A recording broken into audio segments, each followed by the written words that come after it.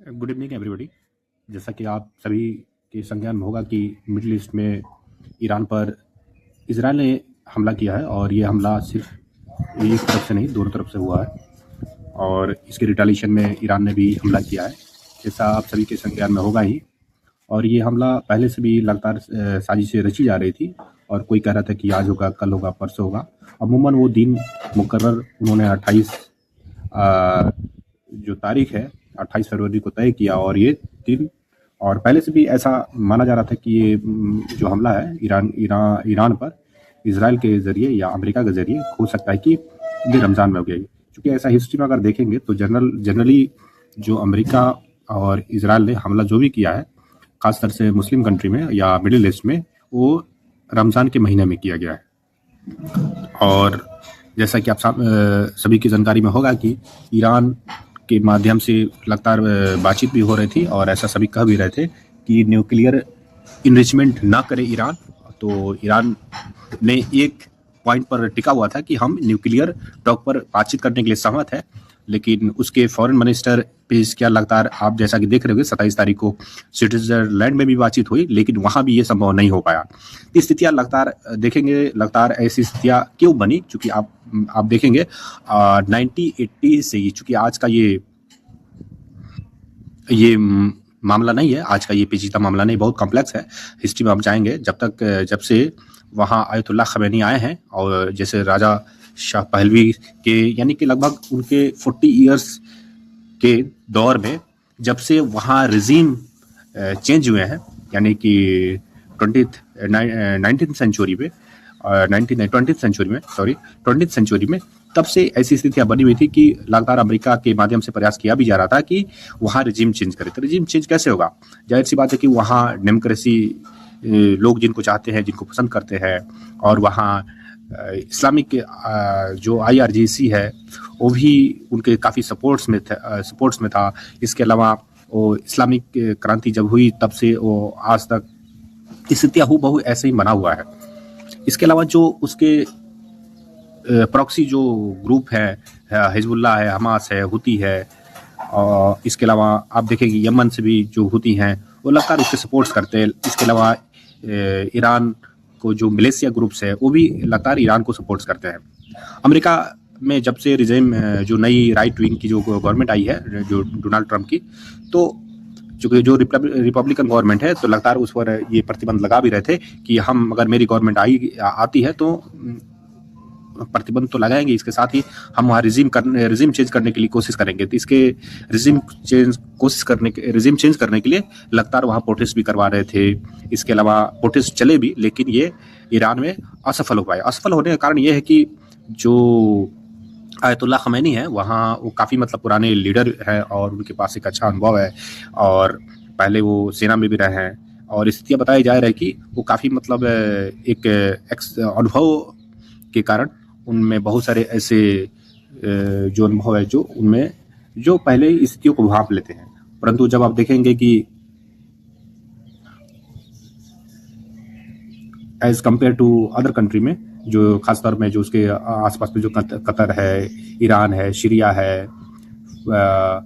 वहाँ जैसा कि फ़लस्तीन में आपने देखा होगा, इस तरह से बहुत सारी कंट्री है, वहाँ के जो रिजीम है और यहाँ के रिजीम में काफ़ी डिफरेंसेस है। और जैसे कि जब ये युद्ध हुआ था, जब 1970 में लगभग 8 सालों तक युद्ध चला, जिसमें ईरान और इराक के बीच जो युद्ध हुआ, सद्दाम हुसैन, और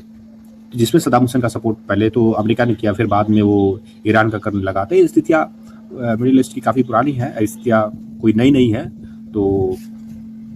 अमेरिका बार बार ये कह रहा है कि आप अपने बैलिस्टिक मिसाइल को जो शॉर्ट रेंजेज है, लॉन्ग रेंजेज है, उसको और शॉर्ट कीजिए, आप मिनिमम 200 रखिए। इसके लिए प्रेशराइज जो है खासतौर से इजराइल कर रहा था, और जो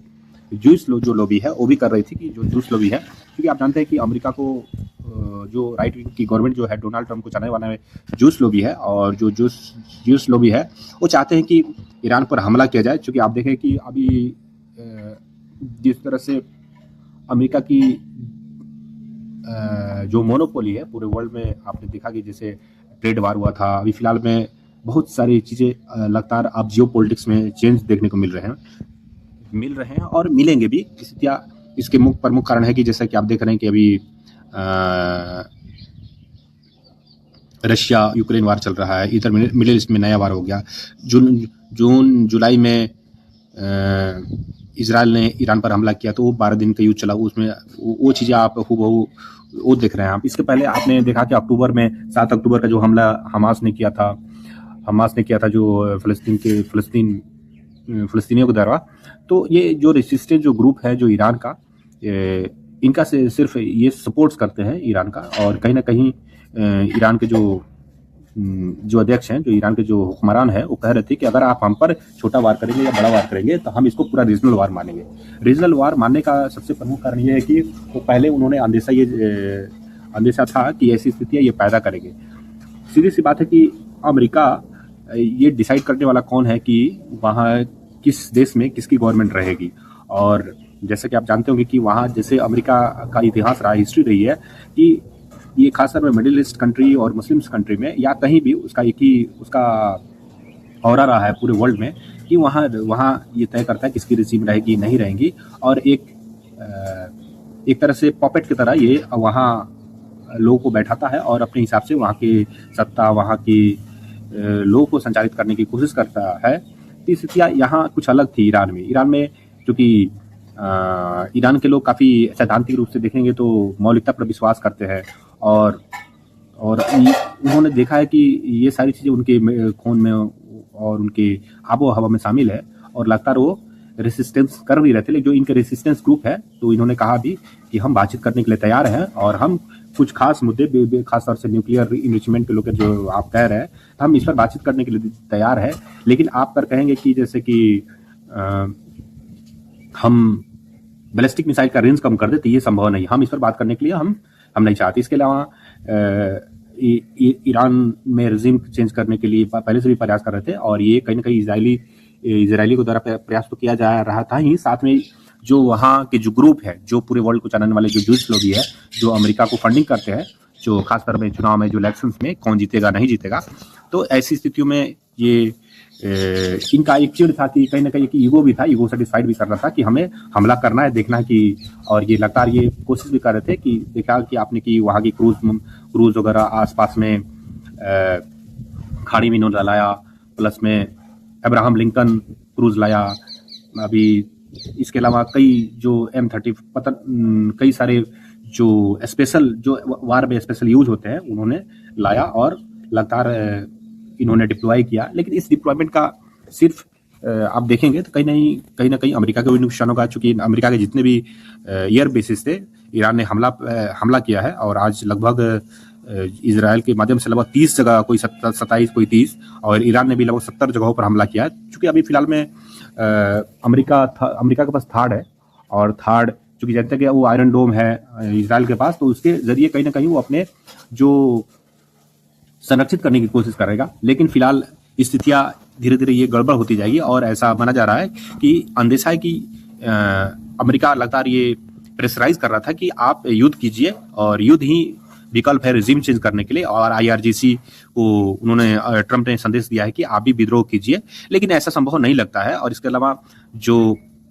मोसाद, जो वहाँ की इजराइल की जो इंटेलिजेंस है, वो भी कोशिश कर रही है कि वहाँ एजिटेशन हो, तो ऊपर से बमबारी भी हो रही है, प्लस में स्थितियाँ जो वहाँ की जोग्राफिकल कंडीशंस डिफरेंट है, और ऐसी स्थितियाँ नहीं दिख रही है। हाँ, रह गई बात है कि वहाँ के डेमोक्रेटिक जो एक फ्रीडम है वो नहीं है। ऐसा देखेंगे तो लगभग ऑलमोस्ट जितने भी मिडिल ईस्ट में है वहाँ डेमोक्रेटिक फ्रीडम तो नहीं है, जिस तरह से हम और सारे डेमोक्रेटिक कंट्री में देखते हैं, जैसे विशेष तौर इंडिया में या अमेरिका में, रशिया में, तमाम जगह जहाँ विशेष रूप से लोगों को अपने right to speech and expressions को लेकर वो काफ़ी खुलकर बातचीत करते हैं। और लेकिन ये चीज़ें कहीं ना कहीं मिडिल ईस्ट में नहीं है। तो विशेष रूप से अगर देखते हैं ये वार कहाँ तक जाता है। मुझे तो नहीं लग रहा है कि वार, पहले भी ईरानियों ने मन बनाकर बैठा था कि अगर हम पर ये वार करते हैं तो हम इसका रिटालिएशन ज़बरदस्त तरीके से देंगे, और कहीं ना कहीं इसका जो खामियाजा है पूरे वर्ल्ड के इकोनॉमी पर पड़ेगा। और ये जैसे हॉर्मुज जो जहाँ से तेल वगैरह आते जाते हैं, उस चीज़ को बंद करने से पूरे वर्ल्ड की इकोनॉमी पर प्रभाव पड़ेगा, और कहीं ना कहीं देखेंगे तो तेल के जो कीमत है वो भी बढ़ेंगे। जो ऑयल की कीमत बढ़ेंगे और इसका प्रभाव सिर्फ मिडिल ईस्ट ही नहीं, एशिया और यूरोप के तमाम एक्सपोर्ट और इंपोर्ट पर भी पड़ेगा। और इसका प्रभाव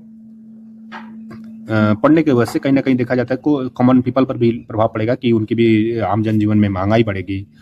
तो लगभग 20% पूरे वर्ल्ड का इकोनॉमी इससे प्रभावित होगा। तो देखते हैं कि खैर फिलहाल वीडियो में इतना ही, फिर नए वीडियो में हम बात करेंगे कि जैसे जैसे खबरें आती है। Thank you so much.